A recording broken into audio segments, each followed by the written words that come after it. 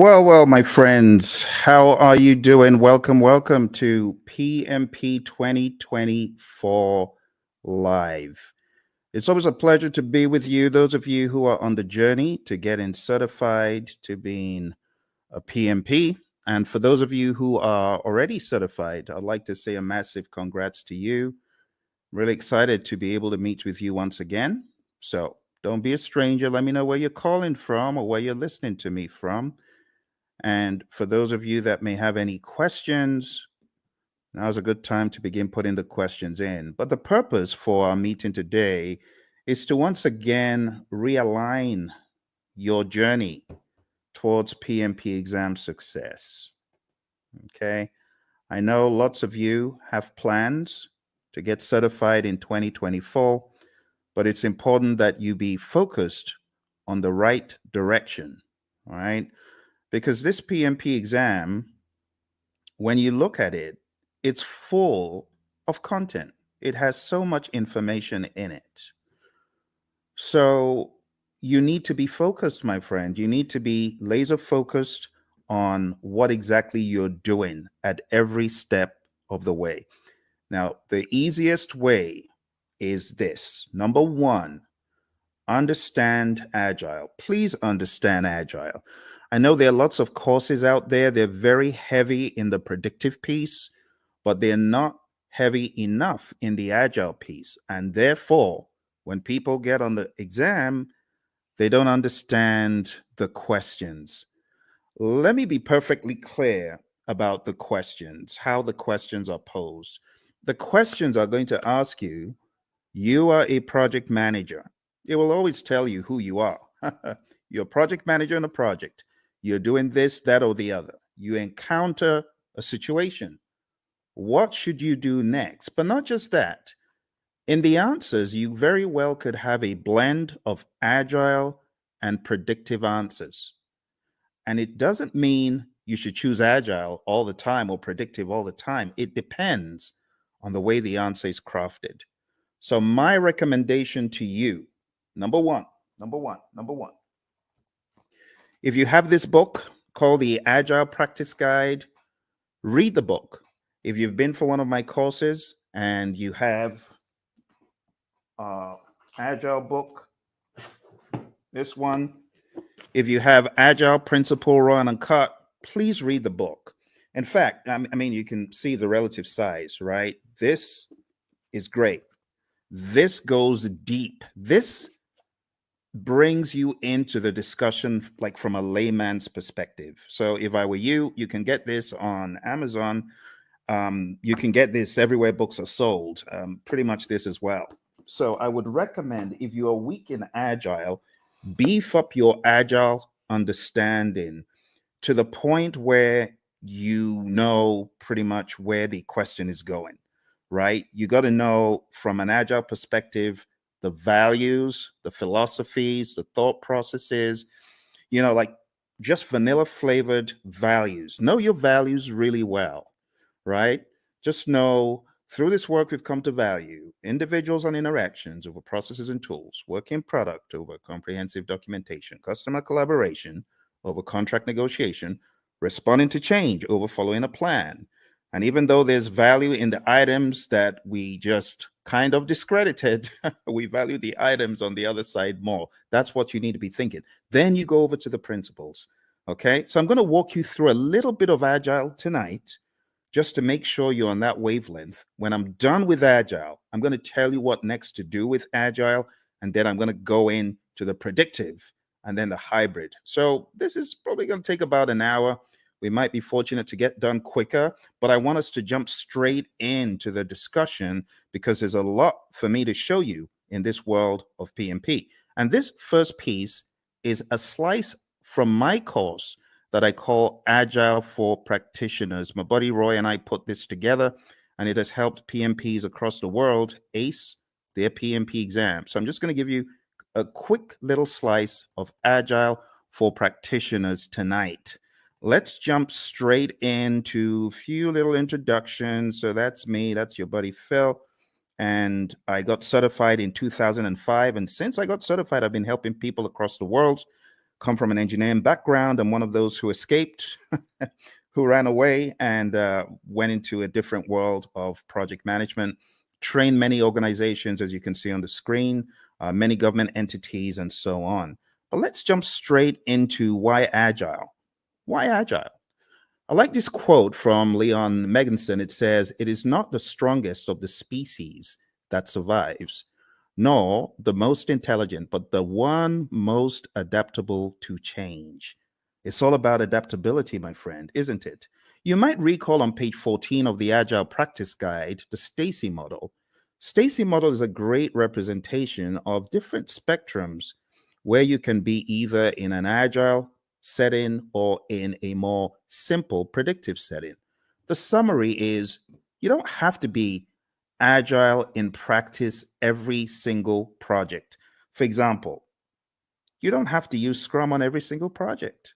You don't have to use Kanban on every single project. Imagine a nuclear plant shutdown. You can't do that saying, we're going to do everything entirely agile. Heaven forbid. You got to be predictive in some instances. And that's why we have the simple zone where we are close to agreement in the requirements and close to certainty as far as the technicality. So we've already gotten that out of the way, right? There's that understanding. Now, taking it up a notch to help you with your philosophies, the idea is in the world of project management, which of these is most important every time? If I asked you to select three things, just three things that you feel are mega important every time, what would they be? Would you choose time? I'm curious. Why don't you chat into me and say, "Hey, Phil, this is what I think. This is what I think is most important on projects all the time." You want to try that?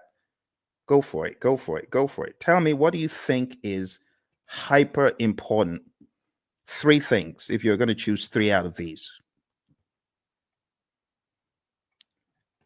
Any ideas? Is it schedule? Is it budget? Is it scope? Is it customer needs? Is it quality requirements? Or is it team satisfaction? Which three? Chat into me. I'm waiting for you, my friends. I'm waiting. I'm waiting. Come on, you're project managers, right? So you already know the answer to this, hopefully. Which would you choose? Which would you choose?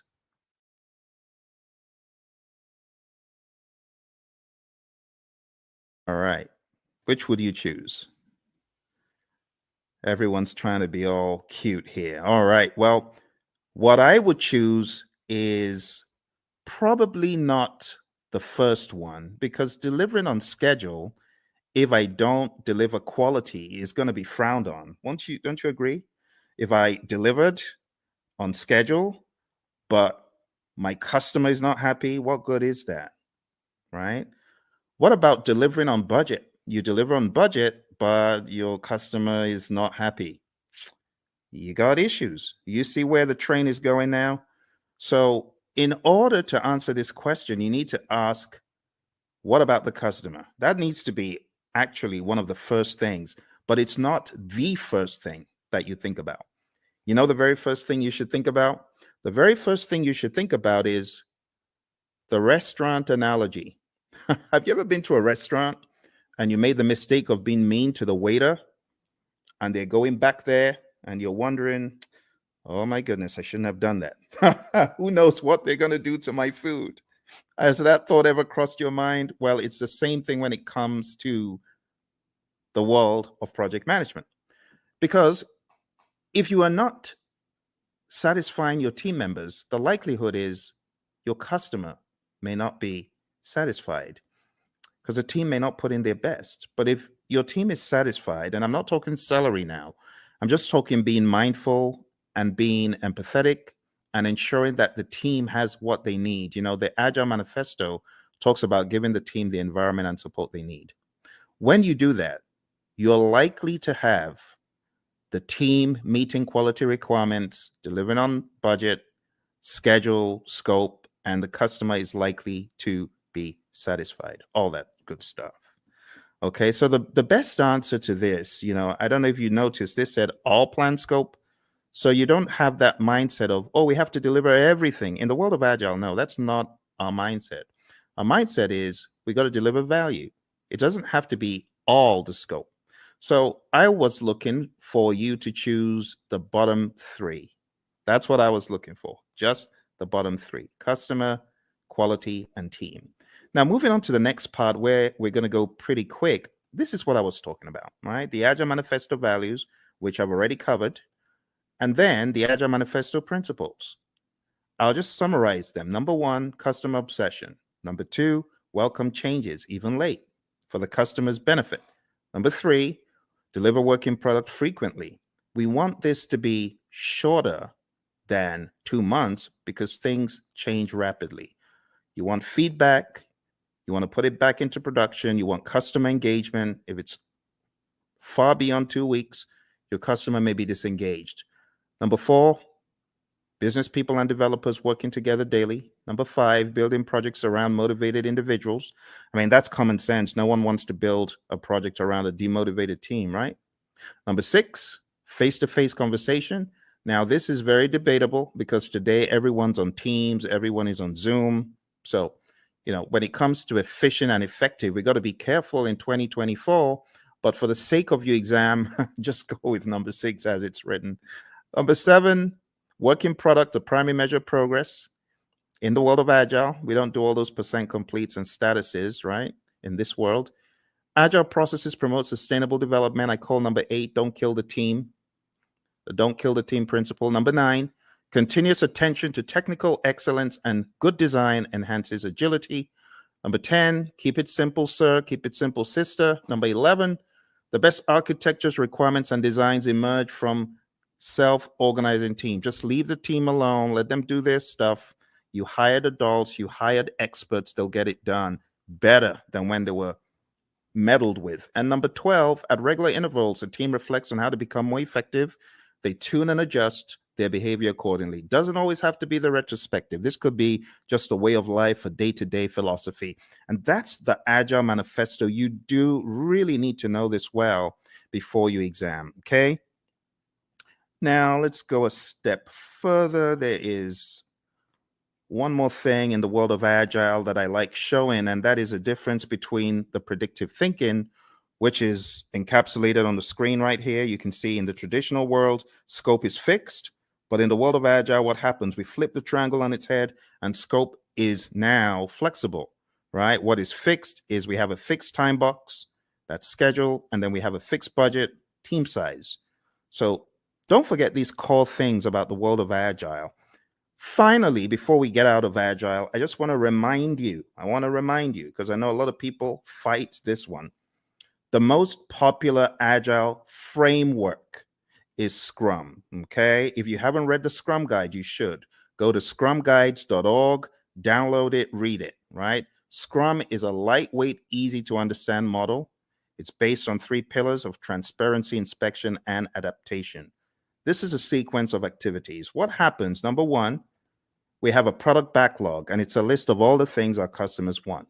Then we have an event. It's called sprint planning. Sprint planning is where we meet to decide what we're going to get done in the sprint. As a result of that meeting, we get a sprint backlog. Once we get our sprint backlog, we then have our marching orders. We are already in the sprint, technically, once we start the sprint planning event.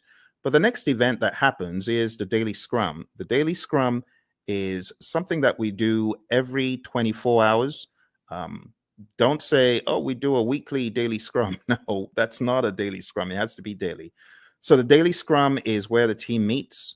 They meet as a sync up meeting. It is not a status meeting. Please don't choose that on the exam when they give you the trick question that says the daily scrum is a what? Don't choose status meeting. It's not a status meeting. It's a planning meeting. It's a sync up meeting. There's a difference. So it's not status. Don't think status. We could either answer the 3 questions, and with a mature team, you don't need to pass the mic around. They know what to talk about, right? But some teams prefer to not answer the 3 questions. They prefer to walk the board or just do some other configuration, right? Some very mature teams, they may not even walk the board or answer the 3 questions. But for the sake of your exam, understand that the 3 questions is pretty staple, and then the walking the board. It's talked about in the Agile Practice Guide, okay?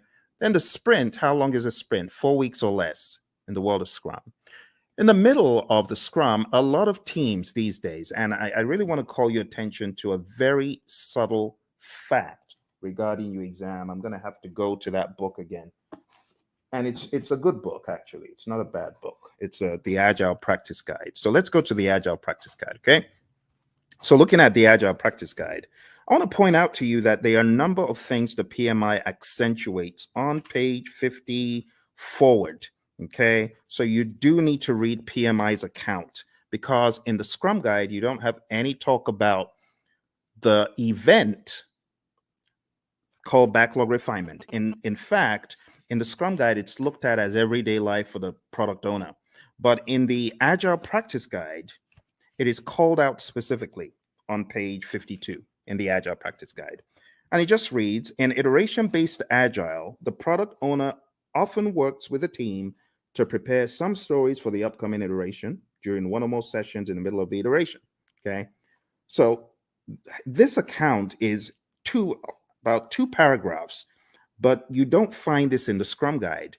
You should pay attention to backlog refinement. You should pay attention to PMI's account of Agile, PMI's account of all things that are on the exam, okay? So even though backlog refinement in this image I've graded because it's optional, you should, as a PMP candidate, be aware that PMI has 2 full paragraphs. It says there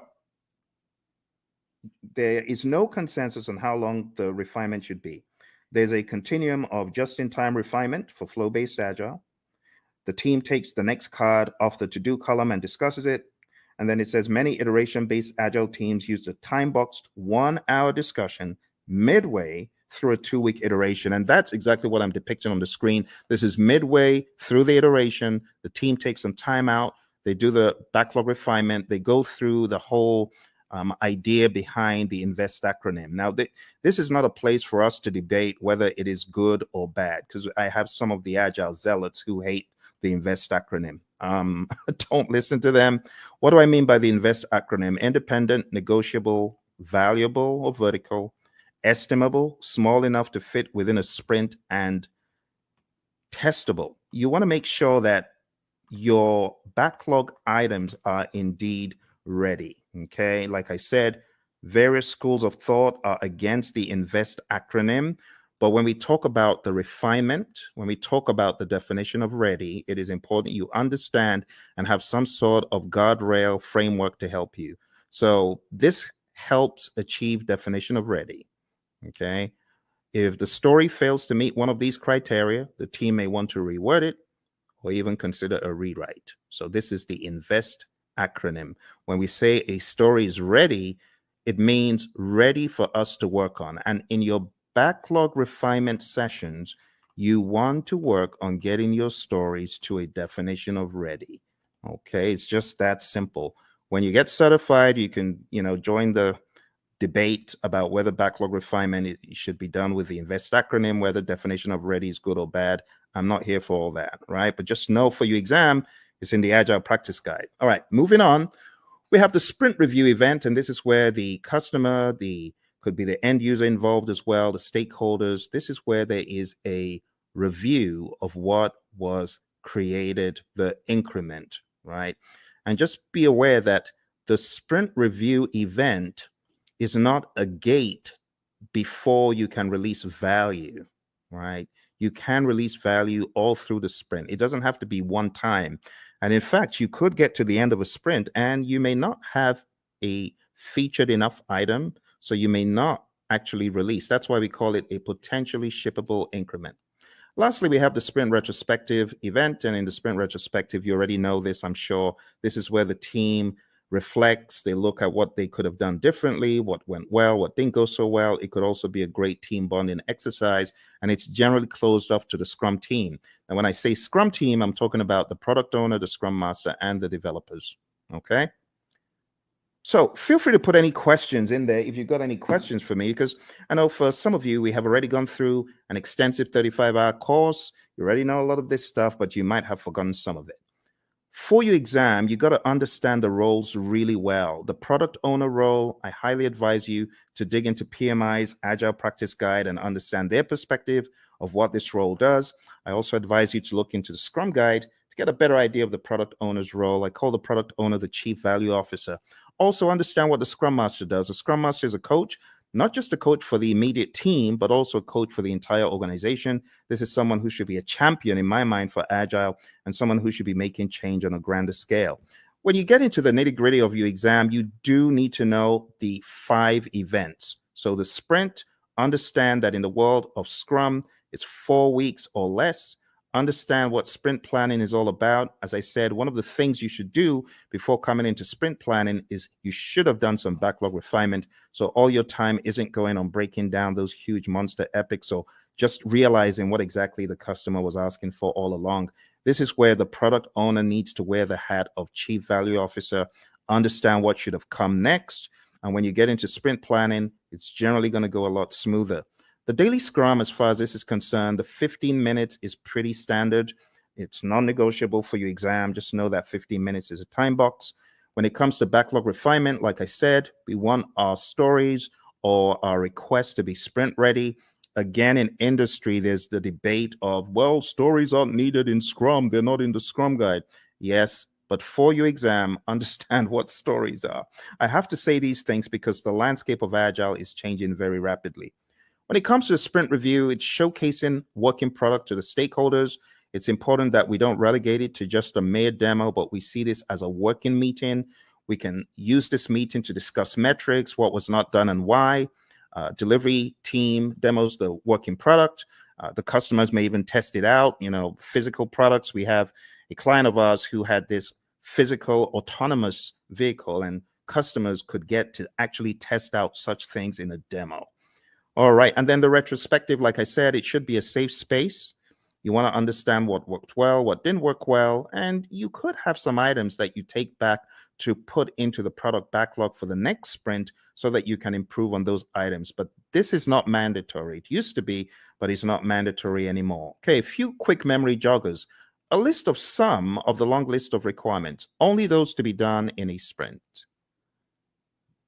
Okay, I'm going to move very quickly. So these are just joggers for your memory, right?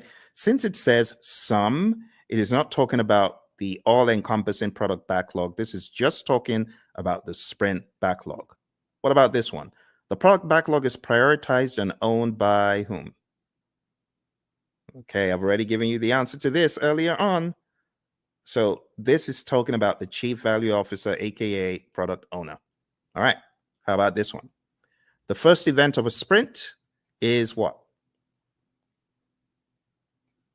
Okay, if you were listening in the beginning, you would have gotten that it's the sprint planning event. All right, let's go to the next one. The average length of a sprint used in most firms. If you use the world of Agile philosophies in your firm, you probably know the answer to this one. All right, so the best answer to this, my friends, is not the 1 month. I said 4 weeks or less, but in industry, the sweet spot is 2 weeks. All right, let's move on to the next one. The end result of the sprint is known as what? What do you call the end result of the sprint? All right, so I've abbreviated it because I really want you to think. I really want you to be on your toes thinking about, okay, what are we talking about here? So here we're actually talking about the increment. Now, you can eliminate 1, but you're left with 3. It's definitely not the Project Management Institute. So the best answer that I would have expected you to choose is potentially shippable increment, PSI. Majorly because it may not be featured enough. All right, so PSI is the answer to that one. Okay, PSI. Okay. Next one, a daily scrum is what? What is a daily scrum? Is a daily scrum a planning meeting, a status meeting, a phase gate, or resolution meeting? Hey, Lawan. Lawan, good to see you. Lawan is one of our PMP gurus. She's already certified. And Lawan's got some other certificates, haven't you, Lawan? So very nice to see you. Nice surprise. What are you working on now that you're a PMP? Tell me what you're working on. I'd love to know. All right. So the daily scrum, Lawan said it's A, and she's correct. It's a planning meeting. We don't want to think of it as a status meeting. That will be an immediate 0. So don't do that. All right. Next one, priming the backlog and preparing it for the next sprint through discussions and reprioritization actions is what?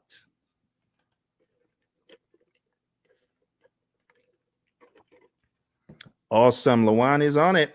She is on it. She hasn't forgotten it. Not missed a beat.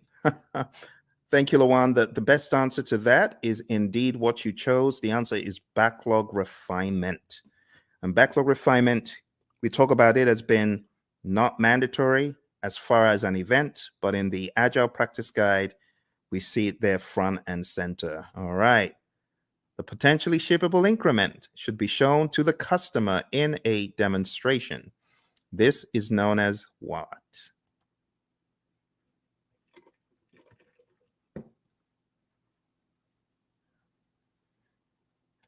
All right. So even though we call it a demonstration, it's not just that, but the best thing that we were looking for here is option C, sprint review. Now, again, just so you know, there's a lot of controversy in the world of Agile and Scrum when you call the sprint planning or sprint review or sprint retrospective a ceremony. You may get a wrist slap from some of the zealots. I don't care. Whatever. It is what it is. A lot of people call it ceremonies. A lot of people call them, other things, and that's it is what it is. Okay, Lawan. Lawan says she's working on her PSM. Awesome, Lawan. I know that you've already taken a lot of Ken Schwaber's PSM pre-test, so just keep doing that. And honestly, his site is probably the best place to be to just keep taking them over and over again, reading the Scrum Guide over and over again, and listen to our audio, because we've got audio out there on our channel, as you know. But well done, and try your best to listen to the lessons learned that are out there. We got lessons learned from the PSM from our friend Darian and Cindy, who both got certified last year. So I would recommend listening to them. I am going to put a link in the chat right now so that you can go listen to that episode. You can go listen to that episode and get some wisdom from both of them. They both got certified less than a year ago for the PSM. All right, well, let's move on to the next one. The Scrum team should spend time in self-reflection and checking itself for optimization and improvements. This is known as what? Another very easy one. You're welcome, Lawan. All right, another very easy one, very easy. Obviously, you know what we're talking about here. We're talking about the retrospective. Brilliant. All right, another thing that you should be aware of is just the terminology when we go through the product backlog. We have different terminologies. We have the product itself. We have the epics, features, stories, and tasks. And I just use a silly little mnemonic. I just say Phil eats fries sometimes on Tuesdays. It's my mnemonic. You can use that to remember. And here's an example of how the backlog could be broken down, right? Epics, huge chunks of functionality. Features, a group uses stories together for release. It's a sensible way of releasing stuff, release like stories. And then we have tasks, which are not in the product backlog, by the way. At best, these would be in your sprint backlog, but you have a lot of mature teams who don't even put that level of stuff into their backlogs. So at the end of the day, you would have a breakdown that looks something like this, right? You would have the product broken down into epics. Here's an example of PBIs for a website, and I will zoom in so you can see the intricacies here. So it looks very much like a work breakdown structure, but don't get it twisted. It's not a work breakdown structure. This is a product, right? Product breakdown. It is not a work breakdown. Okay, so this is the general idea. epics, features, stories. You can see we have the core website functionality broken down into the UI, and then that broken down progressively into more levels of detail until we get to a task level. Okay, and then here you can see the UX, content and user experience broken down into smaller pieces as well. Those would be at the feature level, and these story level, ultimately the task level. And we don't want to make this a religious thing you do in the world of Agile. It's not.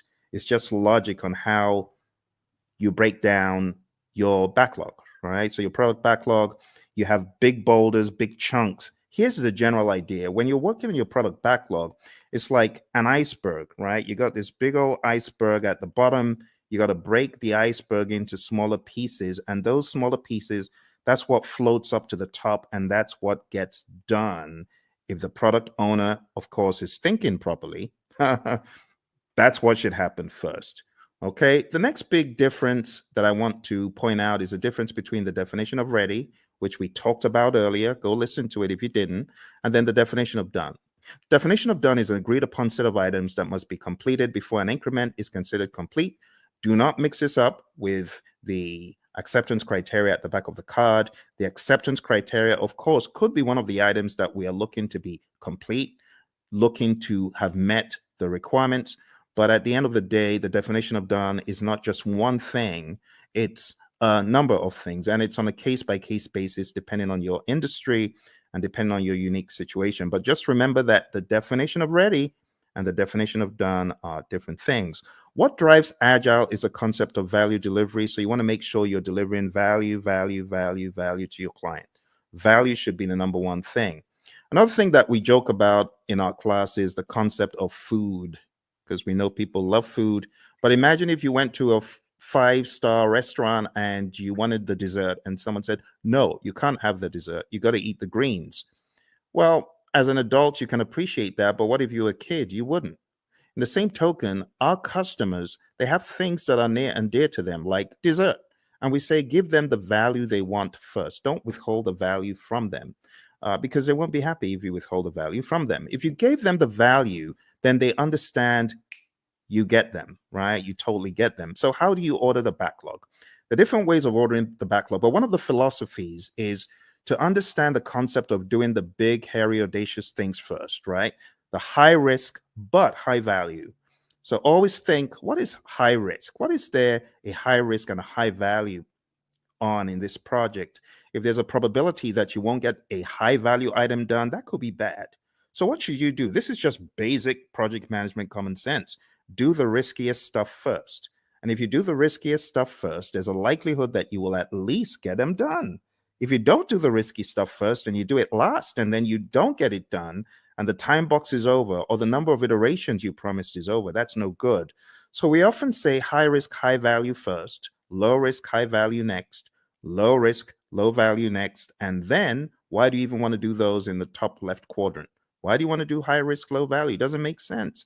There's so much risk in it. Low value, it could actually tank the entire project.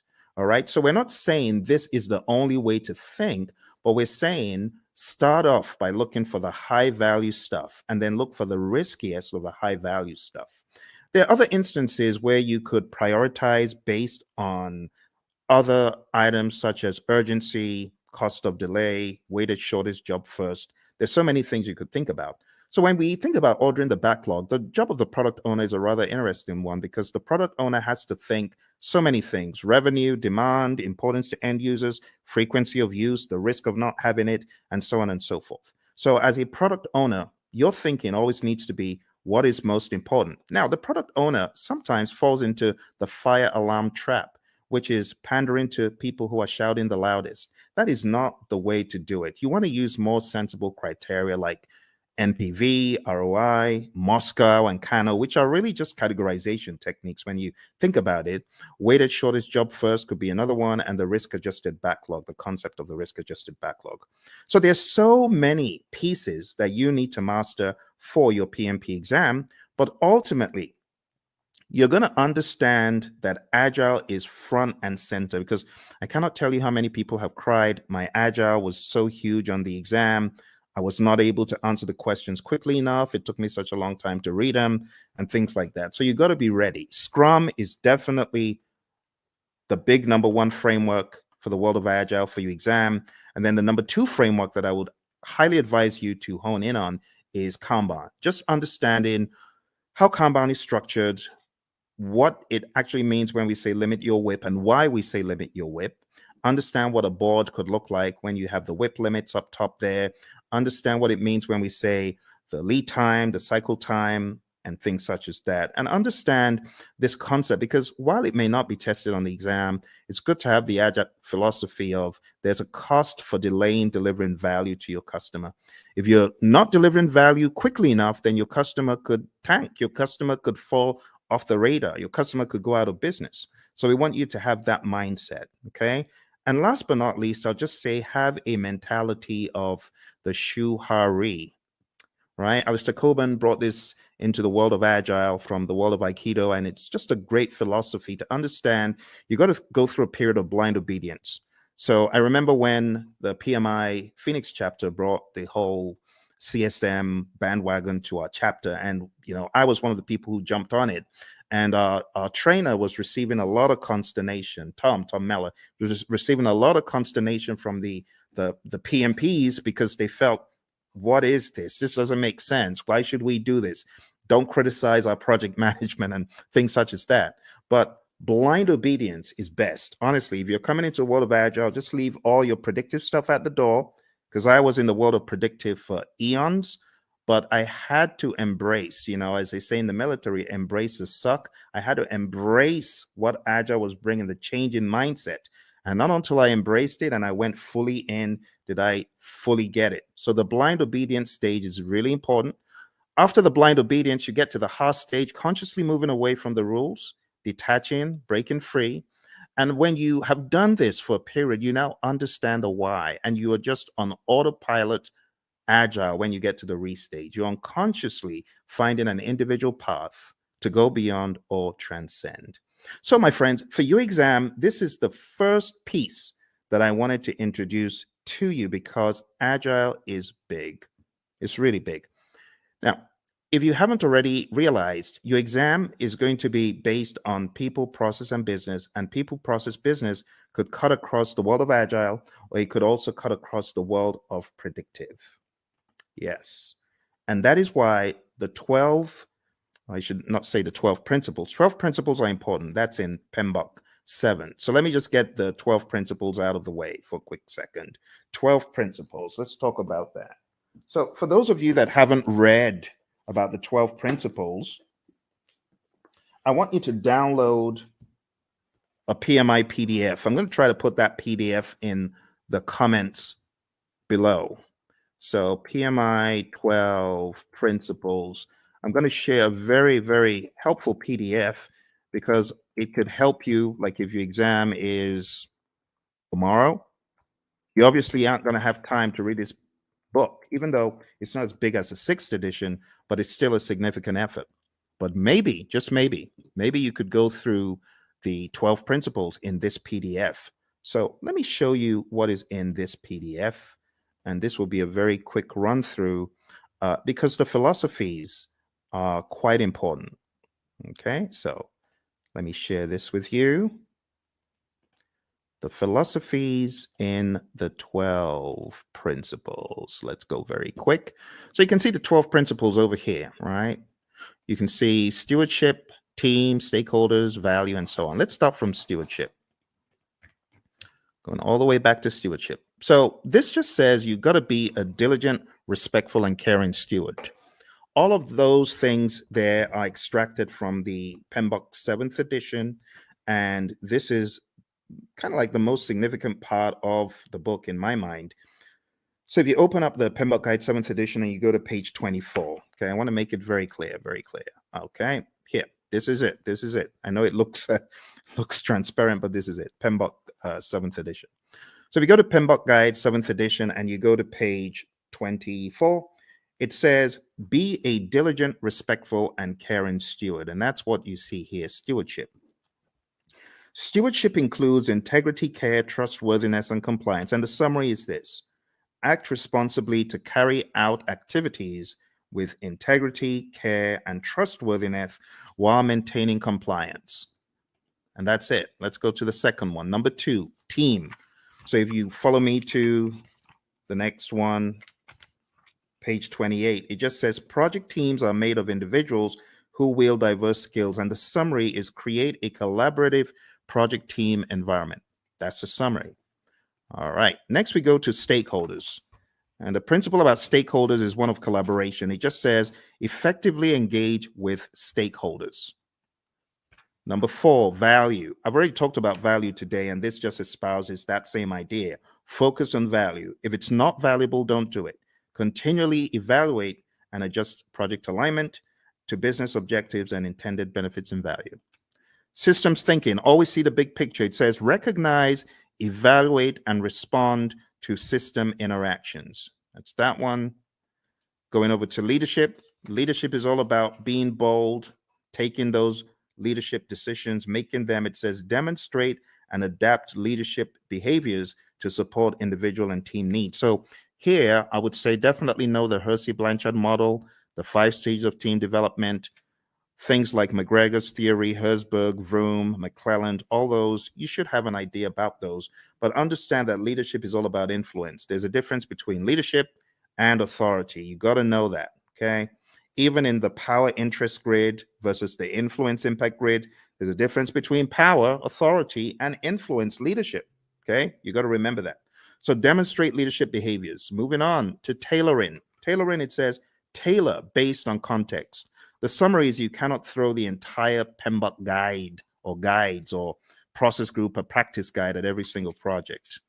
All right, next one is quality. It says build quality into processes and deliverables.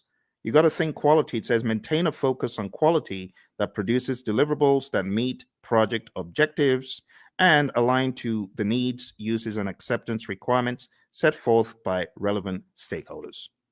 Let's move on to complexity. Complexity, it says navigate complexity.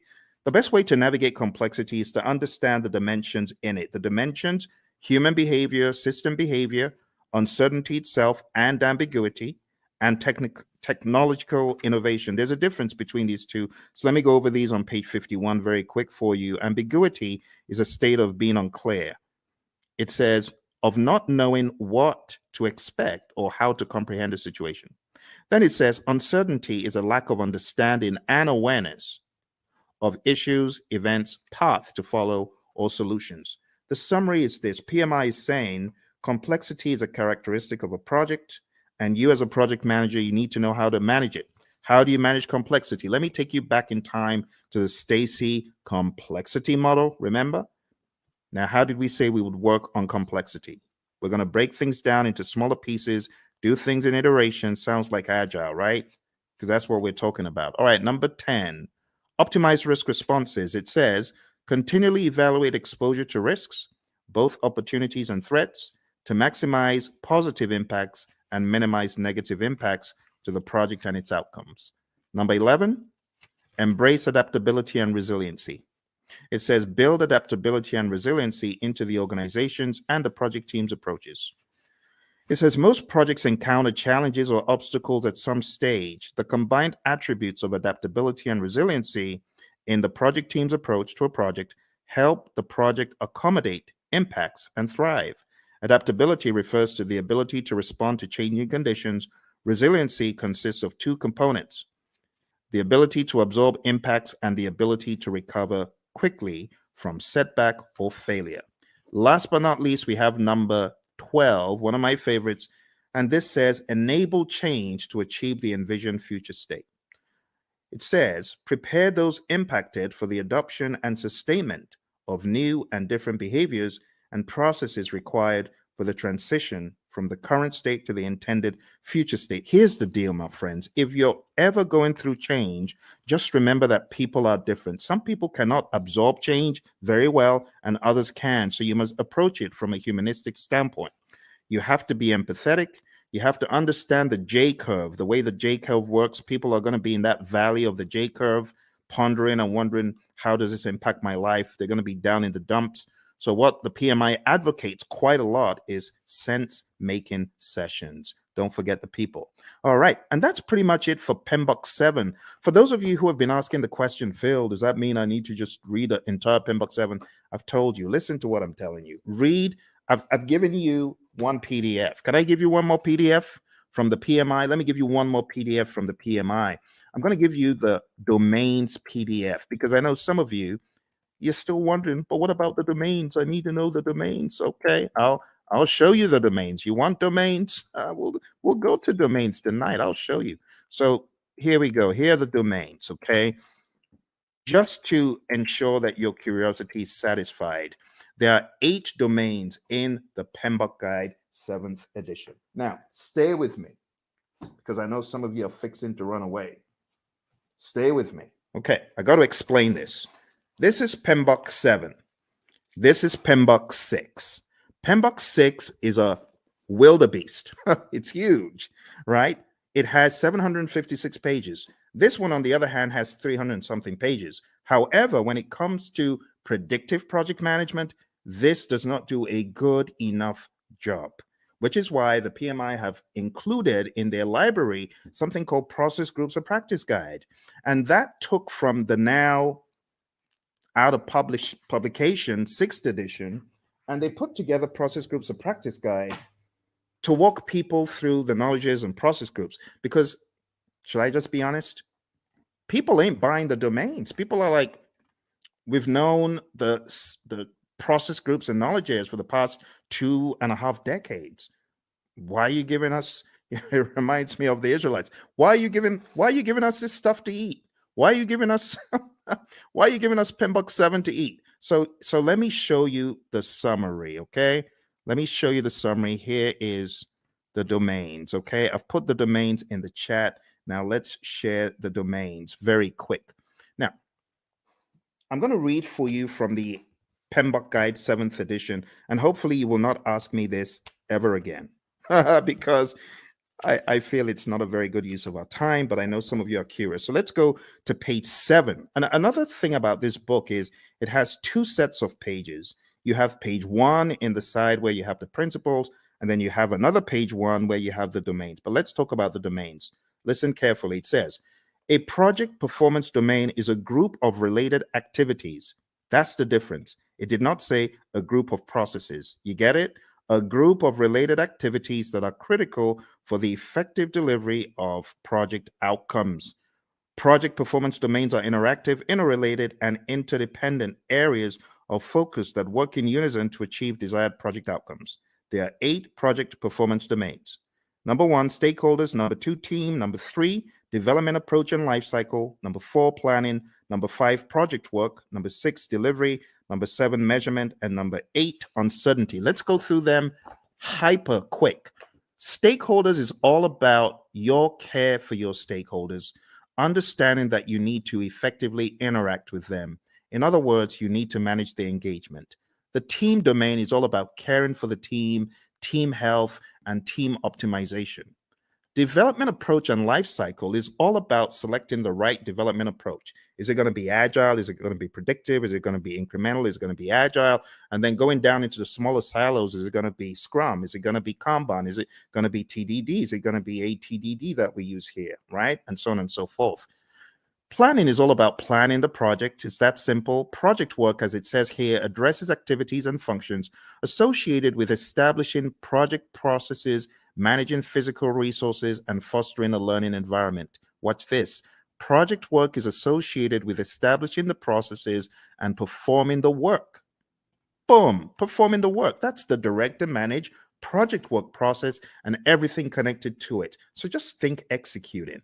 The next one is delivery. This just makes sense. You create a product, service, result, feature, function. It needs to be delivered. And that's what you're doing in the delivery performance domain. It addresses activities and functions associated with delivering the scope and quality. You see those two? Scope management, quality management. I told you you were not missing anything. That's what these domains are all about. The next one is measurement. Now, this one, I must say, is a worthwhile inclusion in the dialogue, because a lot of times you have individuals who are measuring stuff and their measurements are probably not sensible. For example, a company my buddy Roy worked with, the company said to the testers, we're going to reward you if you find bugs. The more bugs you find, the more rewards you get. So these people aren't stupid. Of course, they had friends who were developers. So the developers started cranking out some soft bugs, not really malicious bad bugs, just soft bugs that will get their buddies a reward. What a ridiculous metric to measure. So don't measure the wrong thing. That's what this is telling us. Measure sensibly, and also be aware of the vanity metrics phenom. Don't fall into the trap of vanity metrics. Actually, the PMI has a very good breakdown of why you should be very particular about metrics. It says on page 96, we have leading indicators and lagging indicators. So be aware of what you're measuring. Is it a leading indicator predicting changes or trends, right? Leading. In other words, the metric is smart. The metric tells you what is about to happen before it does. Or we have lagging indicators. Now, lagging indicators, I'm not saying they're dumb, but they measure deliverables or events after the fact. Okay, so leading indicators, that's your magic right there. Lagging indicators, not bad. They're still helpful, but it's after the fact. And it says what to measure. You got all sorts of things on page 98, which is a good breakdown of what to measure. We go into the concept of baselines, business value, net promoter score, mood chart. I would highly advise at least understand some of the basic metrics in project management, just in case they come up on your exam. So benefit cost ratio or cost benefit ratio, MPV, net promoter score, which is a measure of how happy your stakeholder is or willing to recommend your products or services to others, mood chart, and what else? That's pretty much it. There's some very good stuff here. So if there's one of the domains that I am excited about, I think it's this one. This is definitely value to the project management narrative. On page 112, we have my favorite, the vanity metric, a measure that shows data but does not provide useful information for making decisions. Has someone ever told you to gather data and measure stuff that is just worthless? You know, for example, measuring page views of a website is not as useful as measuring the number of new viewers, because you could have had one viewer go in there 1,000 times, if you get what I mean. So just that whole idea is what we talk about in the measurement domain. Last but not least, we have the uncertainty domain. And it just says projects exist in environments with varying degrees of uncertainty. In that vein, the project manager needs to have a plan, a mousetrap for how to measure the usual suspects. There are 5 of them. Uncertainty, a lack of understanding and awareness of issues. Ambiguity, a state of being unclear. Complexity, a characteristic of a program or project or its environment that is difficult to manage due to human behavior, system behavior, and ambiguity. Volatility, and then risk. And honestly, that's it. That's it for your 8 domains. We don't really have to go any further. It would be a waste of time. Now, if you have any questions, I would love to answer your questions. We're going to be hitting about an hour very soon. But before we jump off the call today, there's one more thing that will be in order. And what I want to do next is just talk about the world, deeper world, the deeper world of project management by going into, it's the grid. The grid, everyone's like, oh my goodness, not that again. This grid is very important, my friends. It's important for your project management journey. I know a lot of people are not very keen on it, but trust me, you need this. You really need this. You really need this thing I'm about to show you. And it's the 5 process groups and the 10 knowledge areas. We have to go through it tonight. I couldn't let you escape without it. So I would like for you to get a pen and a paper. It's going to be a worthwhile experience. It's going to be good. Let's work on this together. And as I go through it, I want you to ask any questions. Okay, if you have any questions, now would be a great time to ask them. So in the world of project management, according to the PMI, way back in time, there are 5 process groups of project management, and they're just 5 buckets. I just call them buckets of things that need to be done in order for us to get project work done. And when I say project work, I'm talking more about the work that the project manager and the team are going to do to manage the project. You see, there's a difference between doing the work versus managing the project. You hear the PMI talk about a product life cycle. That's all about doing the work. But then there's talk about a project management life cycle, which is really code for the process groups. So if you're taking this exam, what is going to help it become easy for you? I heard this again from one of our latest PMPs. Shout out to Lily, who got certified about 4 days ago. She said the same thing. This will help your exam. Highly recommend that you watch this over and over again and you work with me. I am going to be typing in all of the process names and I'm going to be explaining them to you. All right. So why don't we get started with the first area of knowledge? Because we got, I prefer extra money in cash at the top, or I prefer eating mangoes chilled. And then we've got, I saw 6 chipmunks quietly roasting coffee, reading poetry stories. Or I saw 6 Cubans quietly rolling cigars, really puffing smoke. You choose whatever one you want. As long as you remember the 10 areas of knowledge, I'm good. Moving into each one, we have the very first, which is integration.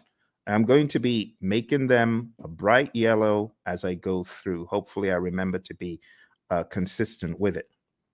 And in that way, you'll know which one we're on, okay? So right now, we're going into integration. Let's make it a bright yellow. All right. So in integration, the very first thing that happens is the develop project charter process. And in develop project charter, you are creating a document that authorizes the project. You, the project manager, could be working on this, but you don't necessarily have to, because if you've got a sponsor who is capable, they could create this by themselves. They don't need you to do it. But other times they may ask you to do it. In fact, in a lot of companies, the project manager creates the charter, the sponsor signs off on it. So you have to understand that dynamic. All right. Next, going over to planning. The next thing you do in integration is you develop the project management plan. And this is where you put the big plan together, because there's a lot of stuff that actually happens under the process that we're not seeing yet. There's stuff that happens under integration, and all of that rolls up, technically speaking, into integration at the end. We'll talk about that progressively. Next, going into executing, we have the direct and manage project work process. This is where the work is being done and the major output is a deliverable. So think about it. Everything that you're doing in project management, whether you're making a chicken sandwich or whether you're working on software or code or whatever, you will have the time when you need to do the work. And direct and manage project work is where the project manager is helping by directing and managing what needs to be done. Okay. From direct to manage project work, in addition to deliverables, we get something called the issue log, and we also get work performance data, which is just like you as a project manager, you are observing what is happening on the project. You know, you're observing how many widgets have defects. You might be observing which employees are unable to come in for work. We call that work performance data. The other thing that happens here in executing and integration is manage project knowledge. Okay, and then moving over to monitoring and controlling, we have a process called monitor and control project work. And this is where we are creating reports. We call them work performance reports. And the reports help understand the status of the project and so on. And the other thing that happens here is called perform integrated change control. And this is where you are reviewing the change requests that come in. The change control board is also involved. So you would review the change request as it comes in. If the change request is not in formal writing, you are encouraged to put it in formal writing.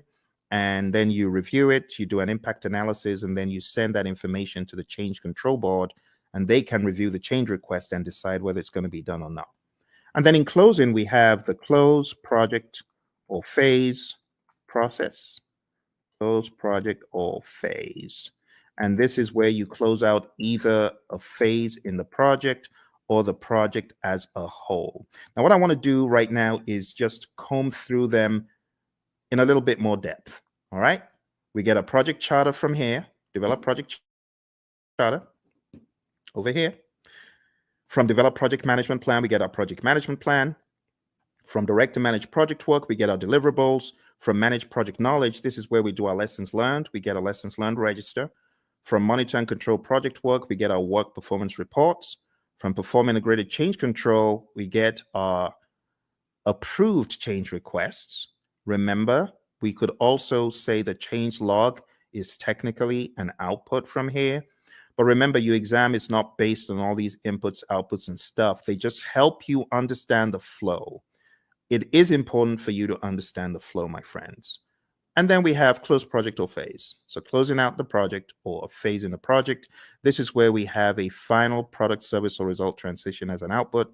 We also have a final report as an output. Okay. Now, these are not just random words that I made up.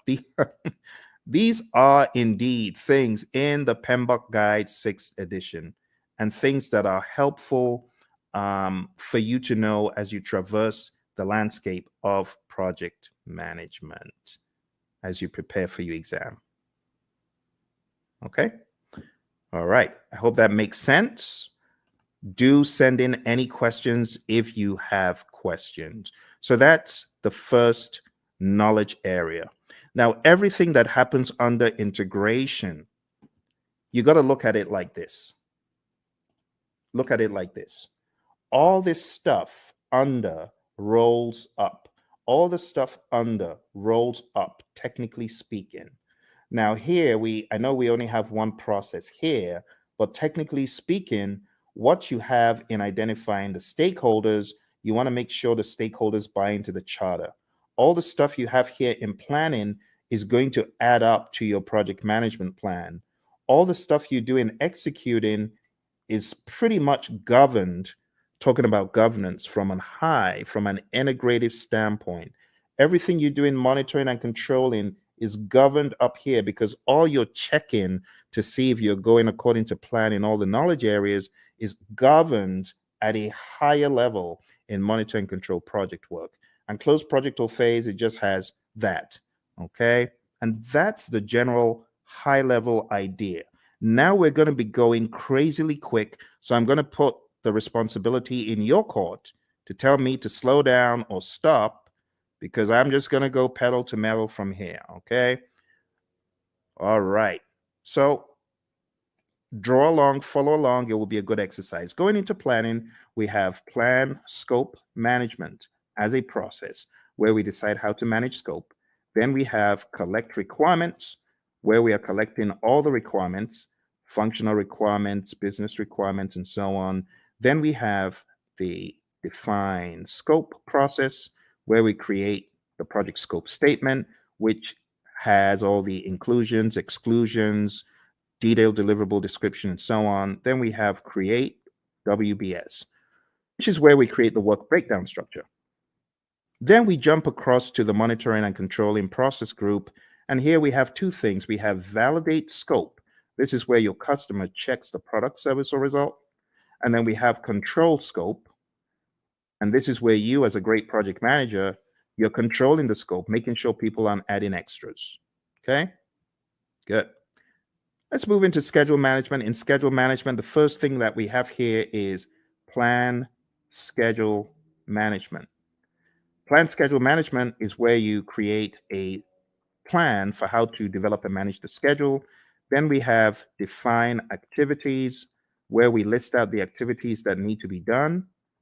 Sequence activities, where we put the activities in order of occurrence. And estimate activity durations, where we decide how long each activity will take. And then we have develop schedule, which takes everything into account. And voila, we have our final schedule, right? We also from here have our schedule baseline.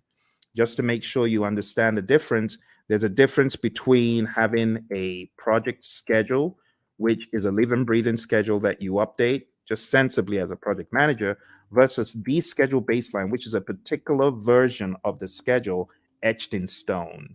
So there is a difference between the schedule baseline and the project schedule, and it helps to know that. Last but not least, on the other end of the spectrum, we have control schedule, and this is where we ensure that our schedule is going according to plan.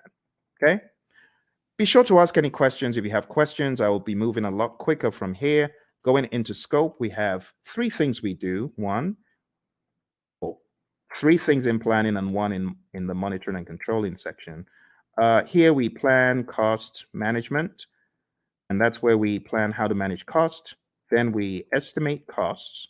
We estimate the cost for each line item, each task. Then we have determine budget. And this is where we roll all the task costs to a final total amount. And then lastly, here we have control costs. And this is where earned value lives. Now, when I say where earned value lives, this is where we use the earned value metrics. The earned value metrics could help us see trends where we're likely to end up, or previous performance across schedule and cost and even scope. Just remember for your exam, you need to remember SPI, CPI, CV, and SV. You need to remember that they all start with EV. They all start with earned value, right? That's an easy way of remembering. If it's a variance, what do? You subtract. If it's an index, what do? You divide. So that's another quick tip. And then if it's schedule, then if it's schedule performance index, plan value is the other thing. If it's schedule variance, plan value is the other variable. If it's cost related, actual cost is the other variable for cost performance index and cost variance. Okay, so let's zoom into that for the sake of those who may have forgotten. The big thing for your exam is really knowing what does SPI mean if it's 0.4, or what does CPI mean if it's 0.4. Anything less than 1 is bad for the indices, right? Greater than 1 means you're doing better than projected. Anything less than 1 is bad. Equal to 0 means you're equal to 1, I beg your pardon, for the indices means you're right on target. For the variances, if it's 0, it means you're on target. So if you have a 0 variance, that's good. If you have a negative variance, that's bad. If it's greater than 0, like if you have even a $5 cost variance or schedule variance, that means you are actually better than planned. Okay, so those could help you in your recall for the exam. I'm going to put them over here. I'm going to make them a little bit smaller because they're not really a process. It's just something to remember. All right, let's go over to quality. So in quality, we have plan, quality management, and we have manage quality, where we are actually carrying out our quality audits, manage quality. And last but not least, we have control quality. And in control quality, this is where we are actually checking the product, service, or result. Okay. For those of you just coming, we're doing an end-to-end coverage. It's a very rapid means for you to catch up on the PMP. Once this live stream is over, it is likely you will not see the video because the video will be pulled down. You won't see this video once it's over. So if you know you're not able to stay, unfortunately, you will not see this video afterwards. All right, let's come out. Let's go back in. All right, there we have it. So we've got plan quality management, manage quality, and control quality. Moving on to the next thing we're talking about, we're going to talk about resources. Moving on to resources, we have 6 things here. We have plan resource management. We have estimate, activity, resources, and those two happen in planning.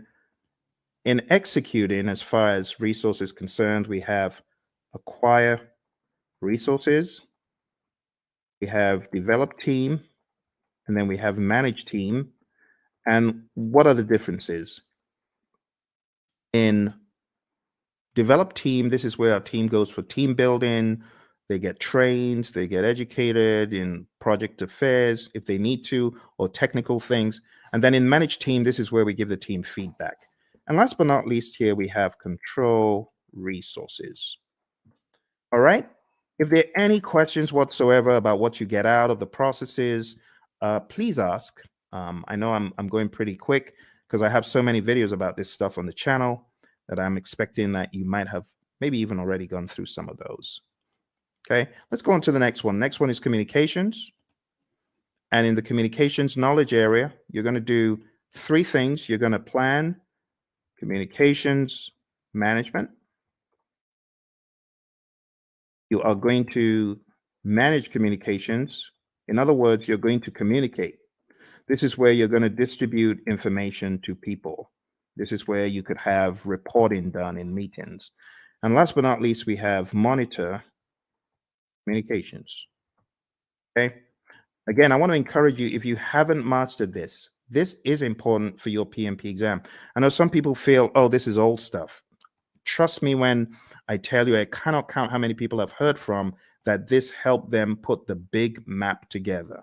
So I really want to stress, if you haven't mastered this, please spend some time in doing so. Okay. All right.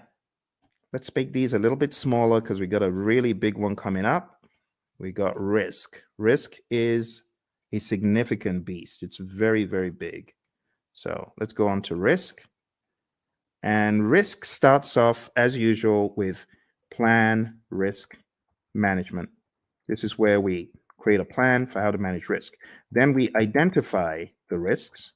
Then we perform a qualitative risk analysis. Think about it like a high, medium, low, or on a scale, numbers that generally don't equate to the same thing from project to project, but they help us in the prioritization of the risks, as far as which risks are we going to go after, which ones are we going to leave alone, so on and so forth.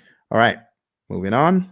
We have perform quantitative risk analysis. And this is where we analyze the risks from a numeric standpoint that is also dollar related or something quantitative like weeks. You could analyze from a schedule perspective, how many weeks, how many days, and that's an absolute. That is not qualitative. Or how much money is going to be the result of this risk as far as contingencies are concerned. This is where you're getting really into some hardcore amounts. The next thing that happens is called plan risk responses. And then we jump across to executing, and then we implement those responses. Okay, and last but not least, we have monitor risks. Now, when it comes to plan risk responses, again, I'm going to take some time out to talk about the A team, not Mr. T and the A team, but avoid, transfer, escalate, accept, and mitigate. Okay, so these five are your approaches for negative risk or threats. We also have another 5 for positive risk or opportunities, and I'm just going to put them here sneakily. I know it shouldn't be there, but I'm going to put them there because I want to share them with you. I call it EASEE, easy, right? Easy. It just stands for exploit, accept, share, escalate, and enhance. You got to know these really well. Look on the channel because I have videos. Avoid. Let me just blow this up a little bit so that you can see it a little clearer. Okay, let's blow that up. Okay, so avoid, and feel free to take screenshots. That's fine if you want to take screenshots, right? So avoid is avoiding the risk altogether, 100%. The risk doesn't happen or it doesn't impact at all. Transfer is transferring to a third party. Escalating is elevating the risk to either your boss because it's beyond your power or your authority, or you could escalate because it's affecting other parts of the organization. Accept is doing nothing. We have passive and active accept, and mitigate is reducing the probability or impact. On the side of the easy, which really should be here, but I'm just making this quick. The easy is for the positive risk. So you could exploit a risk that's 100%. That positive risk is going to happen, right? That's what we mean by exploit. 100% will happen. Accept is doing nothing. We have passive and active accept again. Sharing, again, same strategy as I said for transfer. You involve a third party. It could be a special purpose company. It could be a sister organization that you share the positive risk with. Escalate, again, escalating it to a higher power because it's beyond your project or because it's beyond your power. And then enhance is really just increasing the probability or the impact of the positive risk. All right, so that's risk, my friends. We are going pretty quick here, and we are going to be done before you know it. Let me go back and share the last pieces of information because we have just 2 more knowledge areas. Aren't you amazed at how quick that has gone? You know, in some courses, the entire 1 week is spent on that. They spent 5 days taking you through what I'm showing you in minutes. That's why you need to come to my course. Come to my course. I'll do a lot of time optimization for you. You want to join my course, go to hpmexam.com or go to tinyurl.com/elite PMP or tinyurl.com/elite CAPM. I'm going to put those links in the chat because I know some of you are like, how do I join your program, Phil? Well, you just need to go to Elite PMP. You can start studying with me tonight, like right away. You can start studying with me right now because if you sign up there, you'll be able to join immediately. It's on Udemy and costs 24 hours a day. You just decide when you want to join. And if you're getting ready for the CAPM exam and you're wondering how to get certified, you can join me on the Elite CAPM program as well. I'm going to put that in the link. Do that. Put that in the chat. So go to Elite CAPM if you're keen on studying with me for the CAPM exam. And then if you want to be on my full-blown training for project managers, not only to get them PMP certified, but also to elevate them to the next level after PMP. In other words, showing you how to succeed. You can just jump into my program, which is called hpmexam.com PMP exam immersion.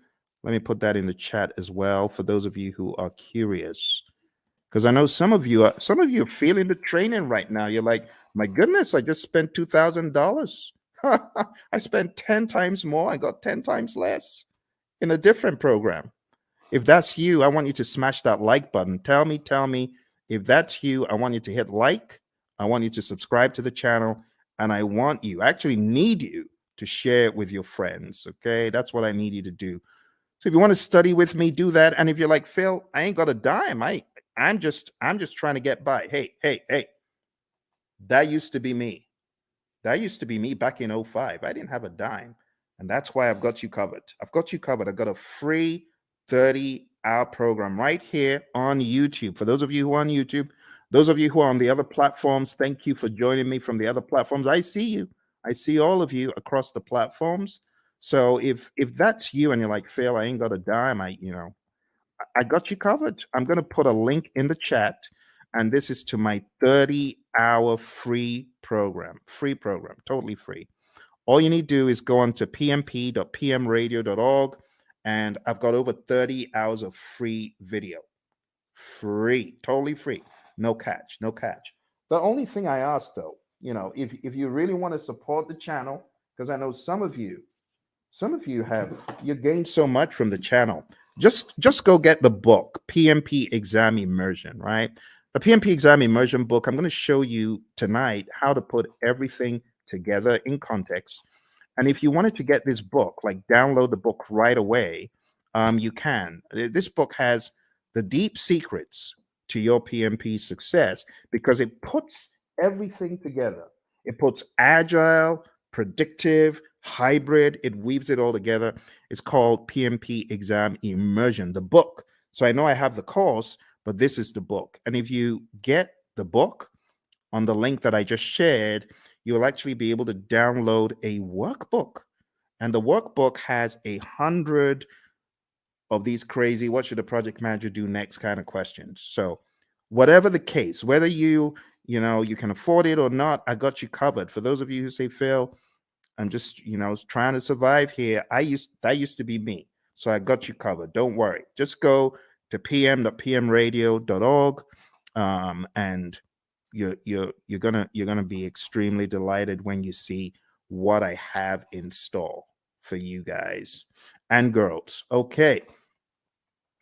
So let's jump into the final piece of our journey today, which is going over the last two. I'm going to make the others very small, just so that everything can fit on the screen. Okay. Some of these processes, they occupy a lot of space. I might be able to make a few of them bigger, like quality is actually not that much. And if you haven't gone through this rites of passage, well, I'm glad you're going through it right now. This is a brilliant opportunity for you to see how the entire table comes together. All right, so procurement.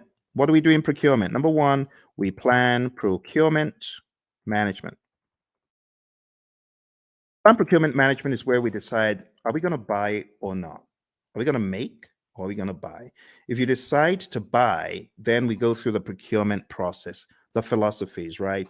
And we do the RFPs or the RFQs or the RFI, request for proposal RFP, request for quote RFQ, request for information RFI, IFN, invitation for negotiation. I'm talking so quick because I want to get done.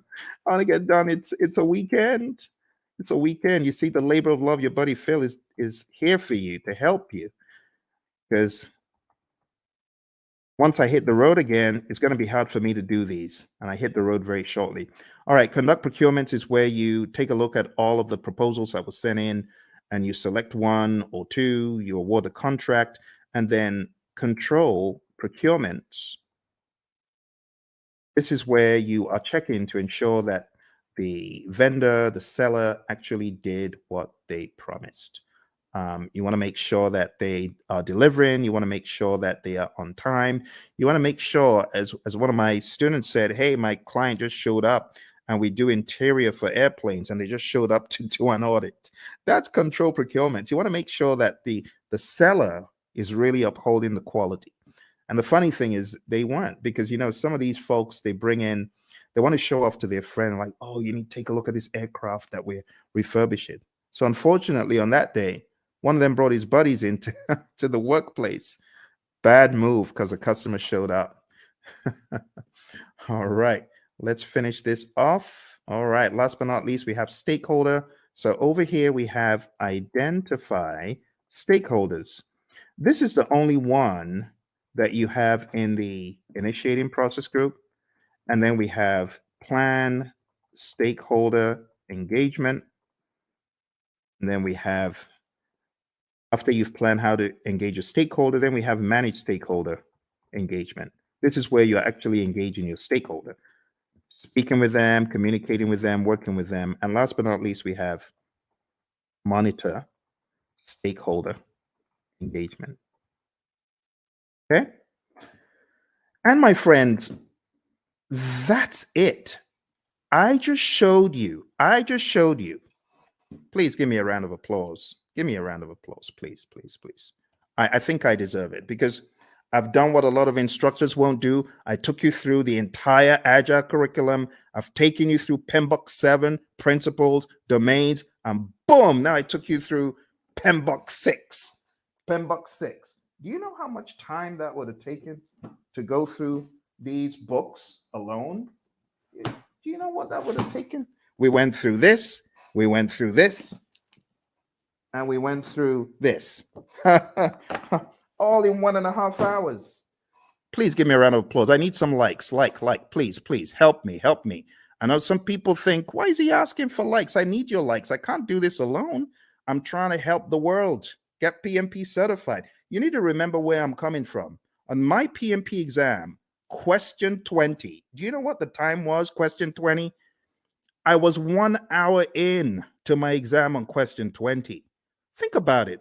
If this exam has 180 questions and this guy's only done 20, how many hours does he need to finish the exam? The wise people would say 8 more hours. You're correct. It was a disaster.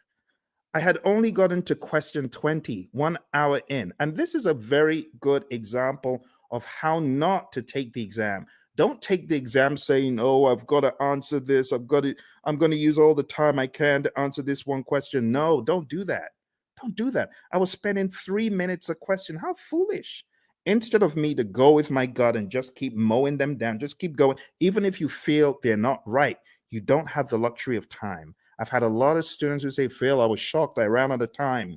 Normally, before I got into the exam, I was killing all of my mock exams. Of course, because the stakes are higher. Your brain is going to be working differently. You're going to be working differently. So don't try that stuff that you do at home on the real exam, okay? Which is why I say roll up your sleeves and go to a test center, smell the coffee. It'll kick in. It'll kick in. Just drink the coffee, but smell the coffee because you realize the stakes are high. Long story short, after 1 hour, I started writing my eulogy of the PM slain in the Battle of PMP. The PMP who tried his best, the PMP aspirant, the PMP wannabe who tried his best. Phil tried his best, but alas, he was slain at the Battle of PMP. Why was he slain? He didn't have his weaponry right? So I was crafting my eulogy until a conspiracy theorist gremlin pounced on my shoulder. And I'm grateful for that conspiracy theorist gremlin. And the gremlin said, the PMI is looking at you from behind the scenes, and they can see that you got all the questions wrong, and they're giving you more of those questions. You got risk wrong, and they're giving you more risk. You got schedule wrong, they're giving you more. Why don't you go to the back of the exam? It was a crazy thought, but this is what got me out of the exam alive. I jumped all the way to the back of the exam. Back in those days, you could move backwards and forwards between all the questions. And back in my day, there were actually 200 questions. So I went all the way to the back and I started doing the questions from the back, from the back, from the back. Truth be told, hey, use this. Use this as the fire escape. For me, it was the fire escape. I started backwards and I realized the questions were easier from 200, 190, 180, 170, 160, 150, 140, and just kept doing the exam backwards, and it was easy. Then I got to a pocket of difficult questions. It's like these question writers are like fiends from the pit. They know where to grab you, and they just, boom, dollop a boatload of hard questions, and it's like quicksand. Don't be moved by that. You can jump over the quicksand, or you could just do C, D, E, C, C, C, whatever the options are, but don't get stuck in the quicksand. I didn't get stuck in the quicksand. Kept mowing them down. I think I had a pocket of difficult ones in 120, kept going back around 70 something, difficult ones around 50. I didn't care. I was just mowing them down, doing my best. And then I got back to question 20. And guess what the time was? 3:55. Pretty much I had 5 minutes left. And the question is, am I going to start changing stuff, or am I just going to end the exam? Took a deep breath. Boom, end the exam. And then the screen goes blank. You've been selected for a survey. We would like to find out, did you enjoy your exam experience? Was it clean? Did you like the staff members? Oh my goodness. Now I have to go all the way through this ridiculous survey saying, I liked it, I didn't like it. But remember, the conspiracy theorist gremlin is saying, fail, you got to say you like it, because if you said you don't, you're going to fail. So what did I do? Yes, I liked it. It was good. It was clean, even though it was dingy and dim lit. Everything was good. It was good. It was good. It was good. Then press the end button and the screen goes blank for like an eternity. Congrats. You've passed the exam. Talk about being chased by, you watch those TikTok videos of crazy bear out of somewhere in Colorado, those bears. That was me. I felt like I had run from the crazy beast. And that's why I do what I do. Because when I came out of the exam, I promise that if I come out of the exam alive, as I'm writing this crazy exam called the PMP exam, I'm promising if I come out of this thing in one piece, two promises. Number one, I promise I'll never curse the PMI. I won't curse them as I always have been. And number two, I promise I'll tell everyone anything in the world that moves. I'll tell them this exam crazy. Crazy exam, crazy exam. That's why I say take no prisoners. Do everything you can before you find yourself in front of that computer monitor. Do everything you can. All right. Final thing we're going to talk about today, my friends. I'm going to show you the PMI's secret sauce for the PMP exam. They have a secret sauce for the exam, and that secret sauce is encapsulated in a document. And the document is simply called PMP Exam Content Outline. I'm going to put that in the link so that you can download it and read it. I'm showing you where all the treasure is buried tonight, my friends. You know, like I said, I'm hitting the road again. I don't know when next I'm going to be able to do this. It's going to be a while. Here we go. Here we go. That is the PMP Exam Content Outline.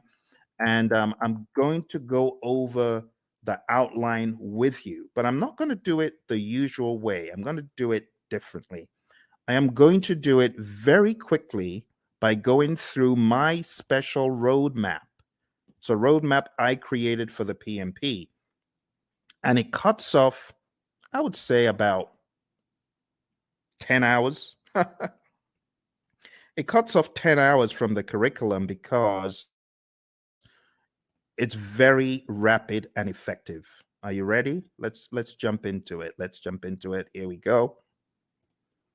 Here we go. For those of you that have been on since we started, thank you very much. I hope you're finding value from it. Your exam is going to have people. 42% of the exam is people, 50% is process, 8% is business. And then you can slice that across 50% agile and hybrid, 50% predictive. Okay? So what am I trying to say? I'm trying to tell you agile is a beast, a big old beast as big as predictive. Here's the breakdown one more time. See that? So pay close attention to the process domain, but don't forget, you could slice these into 21, 21 for people, 21 agile and hybrid, 21 predictive. For process, 25 agile and hybrid, 25 predictive. For business, 4% agile and hybrid, 4% predictive. That's the general idea. Okay. Let's go into the people domain very quickly, and I'll just try to wrap it all up. Okay. Number one,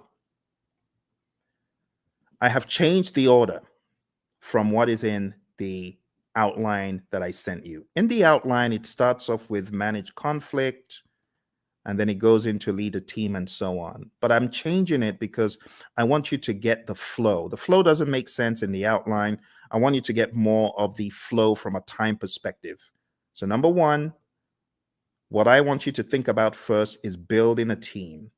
You build a team, and then you begin to define the team ground rules, do's and don'ts, and acceptable behavior.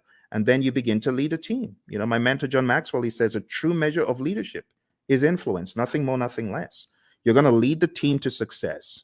You're going to help the team understand what to do on the project. Leadership is all about example as well. The Hersey-Blanchard model is also a very good one to talk about here. If you haven't heard about the Hersey-Blanchard model, this is it. The thesis of the Hersey-Blanchard model is you need to be a situational leader. You can either be in a directing mode, depending on the individual. This is where you give low support and more direction, or in a coaching role, or in a supporting role, giving more support than direction, and in a delegating role where you just know the keys to the kingdom are safe with this dude, this girl, because they've proven themselves time and time again.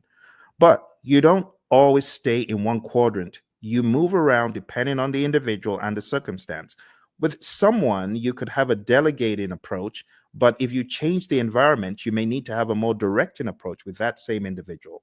And that's the general idea. The other thing that you really need to know for your exam is the 5 stages of team development: the forming, storming, norming, performing, and adjourning. This will help you on the questions. There's also subtle lingo used. So when it comes to forming, the team members are independent. When it comes to performing, the team members are interdependent. So you got to understand PMI's lingo when it comes to these. I would say it's worth checking how they discuss the 5 stages of team development, or Tuckman's ladder, Bruce Tuckman's ladder. Also, as part of your journey, know the 10 tenets of servant leadership: listening, empathy, healing, awareness, persuasion, conceptualization, foresight, stewardship, commitment to growth of people, and building community. You already know the PMI isn't going to do this in parrot fashion, but you do need to be very comfortable with the narrative. Also, for the people domain, you need to understand the Thomas Kilmann conflict mode instrument. There's no image of this in the PMBOK guides, any publications from PMI, but you need to realize that you could be somewhere in the middle as far as your approach to conflict, or you could be very forceful to get your way, or you could be in a collaborate or problem solve mode, which means you're assertive about your needs and the other person's needs. You could be in the avoid or withdraw mode, or you could be in the accommodate or smooth mode. The accommodate or smooth means you're more focused on the person's needs than yours. Avoid or withdraw means you don't care about yours or the other person's needs. You just want to escape.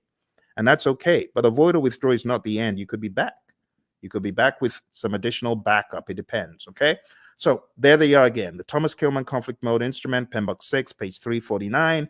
If you're in PMBOK 7, it's talked about differently. It's kind of wonky because it kind of went off something else instead of sticking to the Thomas Kilmann conflict mode instrument itself. This is what I would recommend, though, for your exam prep. Okay. So going back, we've talked about 6, 12, and 2. The other things you need to know for your exam: definitely understand how you as a leader should build shared understanding. Then we go to task 5, ensuring team members and stakeholders are adequately trained, which is a no-brainer. Number 13, mentoring relevant stakeholders. Whether you're the scrum master or the project manager, you should mentor. Empower team members and stakeholders. Manage conflict. This is where the whole conflict dialogue now comes in. Number 11, engage and support virtual teams. Understand the concept of the fishbowl window. Number 9, collaborating with stakeholders. Number 7, addressing and removing impediments, obstacles, and blockers. Number 3, supporting team performance through the application of emotional intelligence. Number 14, I beg your pardon, promoting team performance through the application of EI. And number 8, negotiating project agreements.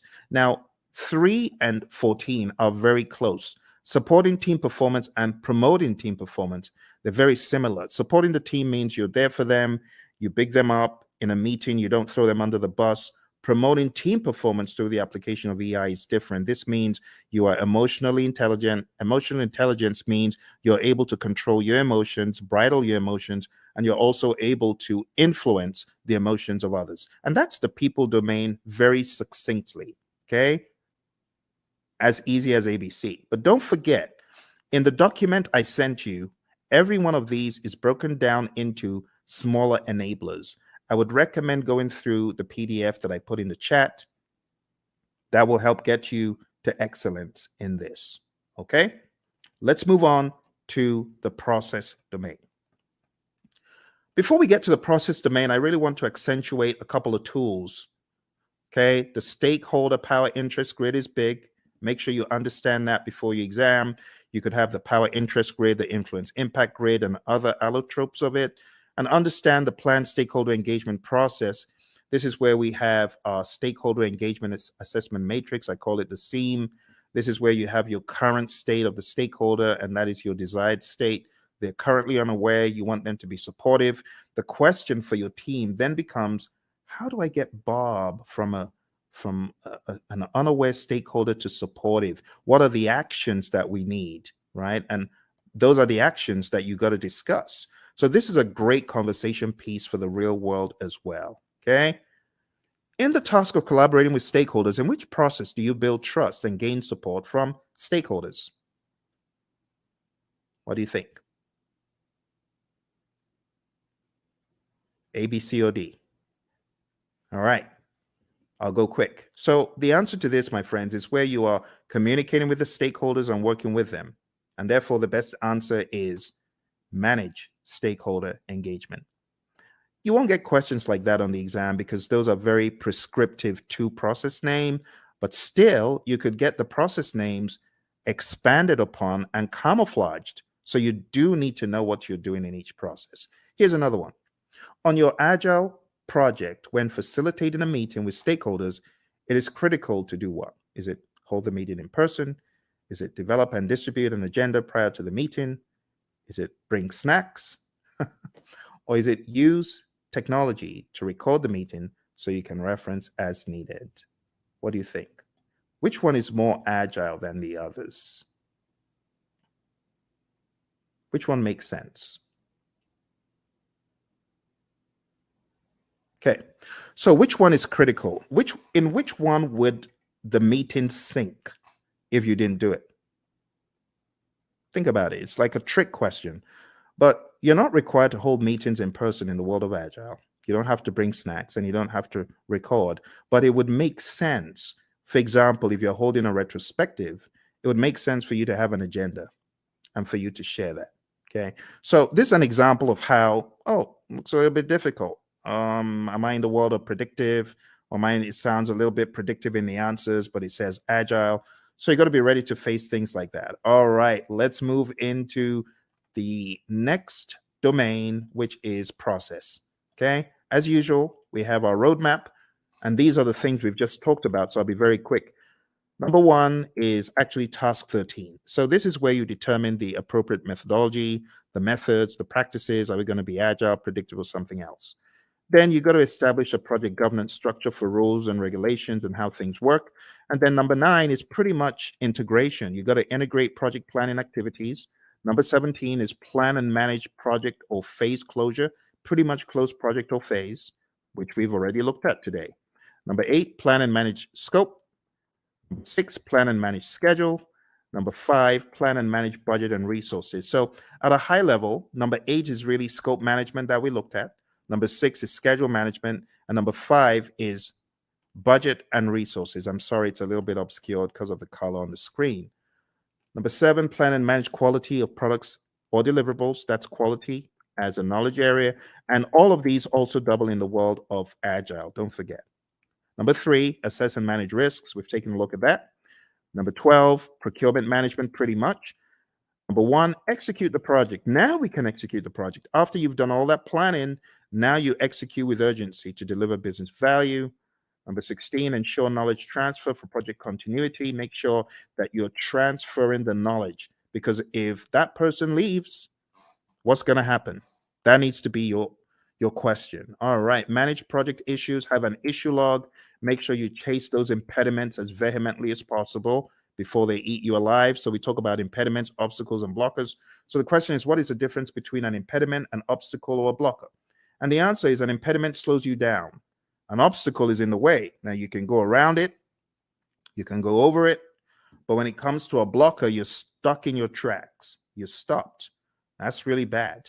They're all bad, but blockers are the worst because they just stop you in your tracks. You can't move. When we talk about managing project issues in the world of predictive, all of those things are in your issue log. You got to go after them. Manage project changes just means manage changes using your change management plan. Your configuration management plan must also be considered. This is manage project artifacts. 3 artifacts in Agile. Who remembers?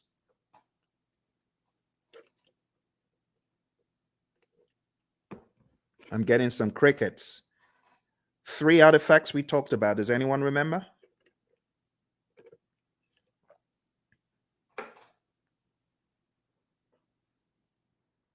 Hello? Everyone's quiet. Okay, I don't bite.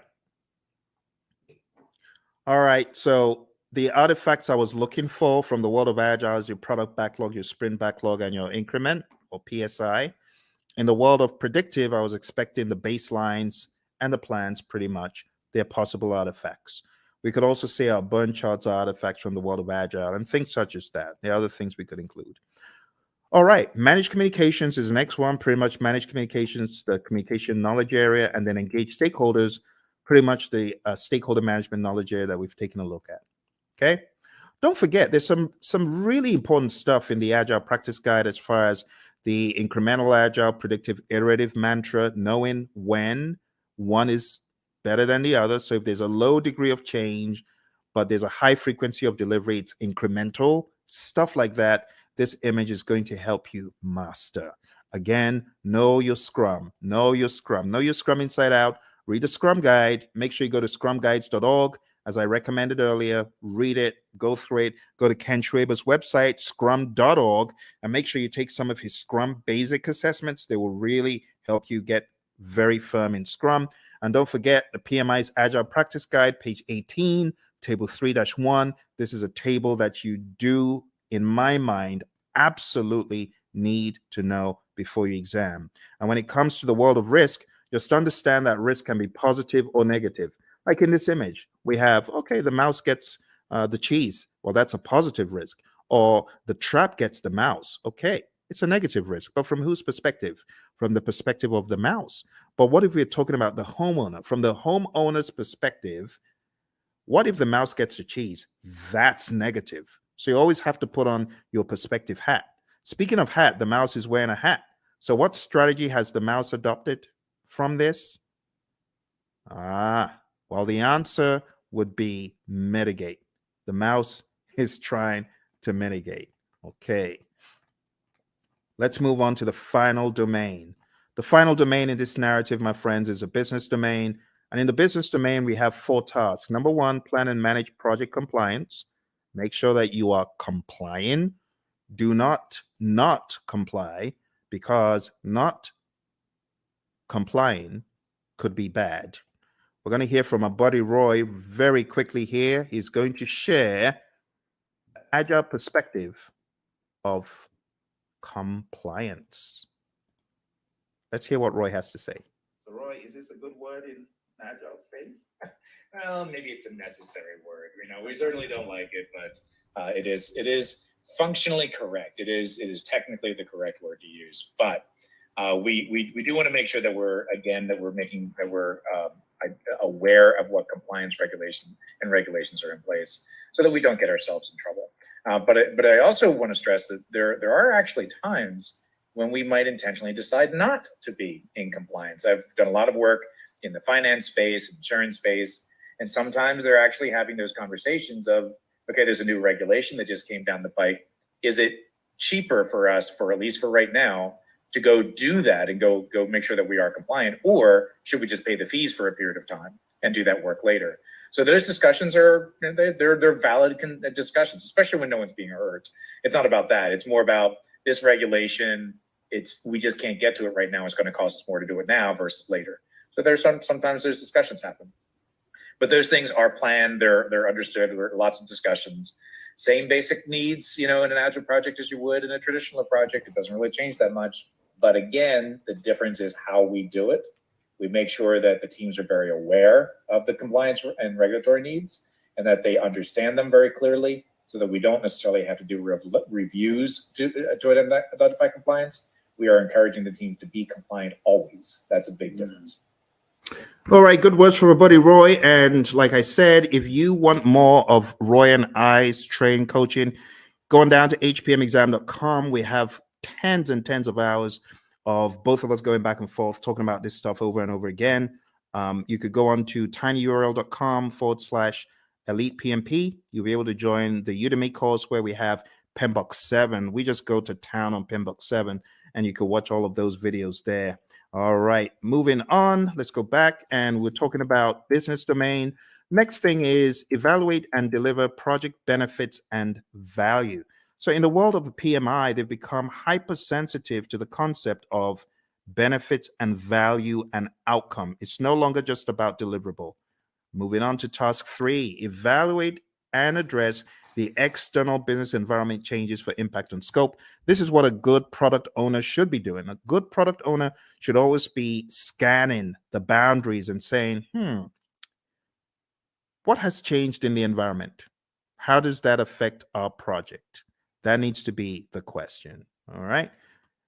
as usual, I want to hear from my buddy Roy about environmental impacts. He always has such great wisdom to share. So let's listen to what my buddy Roy has to share. I hope the sound is coming across properly. It's a little bit different from Zoom's, this mechanism I'm using. So do let me know if you're able to hear the sound of Roy's voice.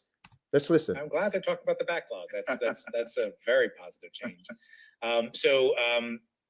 Obviously, observing and monitoring and all that sort of thing is really not that much different than you would do. That's a business thing. Your product management community, if you have one, they would be doing these sorts of things. And that part doesn't change. The part that does change, though, is that we're able to make those changes a lot faster. So if something is happening in the market, we don't have to wait 6 months or a year to implement it because of current projects. We change it now, or as early as is practical anyway. And the main reason that we can do that is because it's less impact to our schedule, less impact to our projects. We can make those changes a lot faster with significantly less impact to our project. All right, back to you, Phil. All right, awesome stuff from our buddy Roy. So now you understand the concept of the environmental changes and their impact on scope. We've got one more, and we're going to be done for the night. We're going to be done. So here's your last chance. Type in any questions you have. I'm sorry if you are typing in questions and I'm not seeing them. This is a different platform, so even though it's live, I am unable to see if you have chatted in anything. It's not coming through. You might want to go to LinkedIn and try, because a few moments ago, Lawan was chatting in and it did work for her on LinkedIn. So if you're typing in and it's not working, I am sorry. All right, let's go on to the final one, and it's support organizational change. And you as a project manager, this is your job. Your job is to support organizational change. If the organization is going through change, you got to be a champion for it. You got to make sense making sessions. You got to help the organization, right, in their sense making sessions. You need to spearhead and lead the charge. As it says here in what we have in 3.4, it says assess the organizational culture. That's number one. Number two, evaluate the impact of the organizational change to your project. And finally, evaluate the impact of the project to the organization. And then you got to determine required actions either way. That's the general idea. We're going to hear from our buddy Roy, and then we're going to wrap this up. So our buddy Roy is going to talk about organizational change from the world of Agile. Let's hear from Roy. So Roy, how do we think about supporting organizational change from this perspective? Yeah, this is huge in the Agile space. And the main reason is to enable Agile to work properly, you need to change the organizational culture. It has to happen. To support things like, experimentation and the ability to fail and removing impediments as quickly as possible. All of these things may be contrary to the way that your organization is set up and contrary to the culture. So as project managers, as scrum masters, you need to be evangelists and champions of the process and encourage that change by educating your leaders, educating your business partners, your stakeholders, making sure they really understand what this is all about. Organizational change, let's say this, the biggest barrier to Agile adoption is organizational culture. So if you're looking for one thing that's going to be your biggest problem, it's the organization itself, the culture of the organization. So you need to pay particular attention to that, because you're going to see behaviors that are more traditional in an Agile environment. But in an Agile environment, those traditional behaviors don't work, right? If you're expecting to see things the same way, do things the same way, and just do Agile, you will fail. It will not go well for you. You may get some benefits, but eventually you're going to start seeing where the organization is going to get in the way, and you will start very quickly falling back into traditional approaches because this Agile thing doesn't work here, right? And it's not that Agile can't work there, it's that your organization is just not changing to allow it to happen. All right, Phil, back to you. Awesome stuff as always from my buddy Roy, my Agile coach. Thank you, Roy. And with that, my friends, we are done. Or are we? There's one little piece left that I like to throw in at the end, just to help you see how far we have come. Because when I tell you we've climbed 1,000 mountains, you better believe it. We've climbed so many mountains that you won't even believe. When you see the roadmap of everything we've done tonight, you won't believe how much we've done. We've done a boatload of stuff. We've done so much stuff. It could actually be a little bit mind-boggling to you. So what I like to do at this point, I like to show like a roadmap of all the intricacies of the PMP exam. So let me just go over them one by one. First of all, we've talked about the world of predictive. We've talked about the world of agile. We've talked about the people, process, and business domains. We've talked about Scrum. We've talked about Kanban. We've talked about the Agile Manifesto, talked about the Agile Manifesto values and principles. And then I've shown you PMBOK 7. I've shown you PMBOK 6. I've shown you the 12 principles and the 8 domains. Wow. My goodness. Okay, let's put it all into perspective. I'm going to show you one more image to bring it home. This is going to be the coup de grace. It's going to help you see everything in one place. Okay. But are you ready? I hope you are. This is going to go pretty deep. Let's take a look. I call this the PMP mind map. PMP mind map. And this mind map encapsulates the entire journey. I think at the end of it, you'll probably appreciate all the work you have been doing, actually. All the work you've been doing to succeed on your PMP, you're going to see it come to light here. All right. Here we go.